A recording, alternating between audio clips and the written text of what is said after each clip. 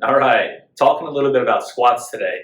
Different variations, tons of different variations out there. If you've read anything we've talked about over the past couple of years, you'll definitely hear us say things like goblet squats, front squats, back squats, split squats, things like that, right? Tons of different variations. I think one of the main things that we need to do though is break down back-loaded variations versus front-loaded variations, okay? And one of the big things I hear is people say, oh, your knees can't go in front of your toes, your knees shouldn't go in front of your toes, whether it's squatting, lunging, split squatting, right? And that's just a conventional sound bite that I don't even know where it came from, but that just used to be one of the things that, you said, your knees can't go in front of your toes. That's complete bollocks, okay? Sometimes it's actually necessary for your knees to go in front of your toes. Now, the reason I say that is because there's three main rules. Now, again, we can break this down. There can be tons of other rules that we say, right?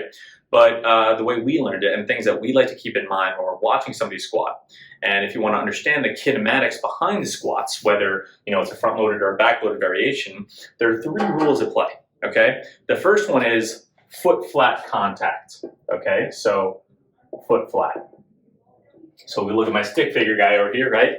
Foot flat contact. This is the ground, this is the person. You never want to see your toes you never want to see your toes rock up, and you never want to see your heels come up either, okay? You want to have nice even contact with the ground throughout the entire movement. So that's rule number one in order to do a squat safely and effectively. Rule number two is neutral spine. So that's your back, right? Your lumbar spine. So this area here, we keep a nice even spine throughout the entire motion. You never want to see excessive arching and rounding throughout. In fact, once you lock yourself into place as soon as you start the movement, you don't want to have any variation throughout that, okay? Now, I'm not talking about tilting your pelvis or anything like that. We're just saying a neutral spine, that normal S-shaped curve that we have through our spine, you want to maintain that throughout the entire motion. And if you can't, well, something's going on and we need to kind of unpack it and see what we need to do to fix it and why it's happening. All right, that's rule number two. Rule number three is that there needs to be a vertical line from the resistance or the bar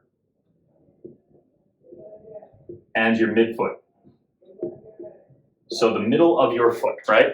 So again, if this is our person, you can either have a front-loaded variation where the weight or the bar or something is in front of you, or you can have a back-loaded variation right here, okay, where the weight is behind you like this.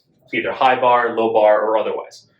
But the rule is, for number three, if this is the middle of your foot, you draw a straight line up from there,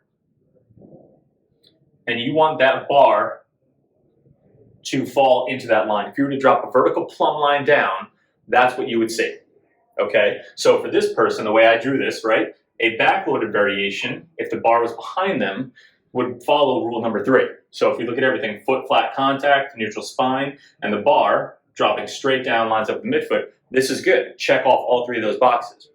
If for some reason the person adopted this posture while they were doing a front-loaded variation, you actually would not be maintaining that rule, okay? And so you actually wouldn't see that bar or that vertical line from the resistance line up with the middle of their foot. And that would not satisfy that rule. So that would be something we need to change. And that means the person's not rocked far back enough or forward far enough, or the trunk is not leaning one position or another. So again, these are just three rules that we like to implement when watching somebody squat. These three rules will also dictate your body position or the kinematics necessary for a type of squat and what rules you need to follow, where your body needs to be. Again, this is just the way I drew this person, and I'm a much better physical therapist than I am an artist. But sometimes the knees must go in front of the toes, especially when you're using a front-loaded variation. It biases one part of the body much more than the other. So if we keep these rules satisfied, then you'll definitely be able to understand why your body is doing certain things a little bit better than others, and why you might see a difference between front-loaded variations in your body position or back-loaded variations in your body position. If you have any questions, as always, reach out. It's a really fun topic.